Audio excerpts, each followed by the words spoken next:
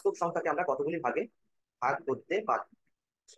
আমরা দেখেছিলাম যে বাস্তব সংখ্যাকে আমরা দুটো ভাগে ভাগ করি। কি কি ছিল?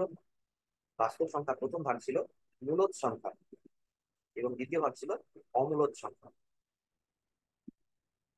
তাহলে আমার এখানে সঠিক উত্তর হয়ে যাচ্ছে অপশন বি। তারপর দেখো, নিচের কোনটি অমূলদ সংখ্যা? অমূলদ সংখ্যা কাকে বলা হয়? যে সংখ্যাকে আমরা পি বাই কিউ আকারে প্রকাশ করতে পারি না।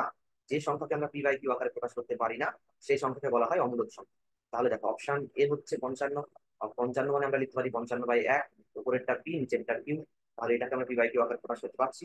আচ্ছা, অপশন সি দেখো √9। √9 মানে রুটের ভিতর 3 গুণ 3, তার মানে 3। 3কে আমরা 3/1 আকারে লিখতে পারি, এটাও মূলদ সংখ্যা। আর এটা তো লব বাই হর আকারে আছেই, তাহলে এটাও মূলদ সংখ্যা। তাহলে এখানে সঠিক উত্তর হয়ে যাবে অপশন বি। কারণ 5কে আমরা বর্গমূল করতে যেহেতু পাচ্ছি না, তাই 5কে পি বাই কিউ আকারে প্রকাশ করতে পারবো না। তারপর দেখো, নিচের কোনটি মূলদ সংখ্যা নয়? মূলদ সংখ্যা কাকে বলা হয়? যে সংখ্যাকে পি বাই কিউ আকারে প্রকাশ করা যায় এবং যেখানে Q not equal to 0, Q এর মান কখনো শূন্য হবে না, তখন সেই সংখ্যাকে আমরা বলবো মূলদ সংখ্যা। তাহলে এখানে দেখো 8কে আমরা লিখতে পারি 8/1।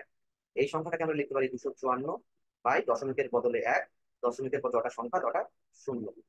এটাকে আমরা লিখতে পারি 121/, দশমিকের জন্য 1 1, এবং দশমিকের পর যটা সংখ্যা তটা শূন্য। তাহলে এই সবগুলোই দেখো পি বাই কিউ আকারে প্রকাশ করা যাচ্ছে।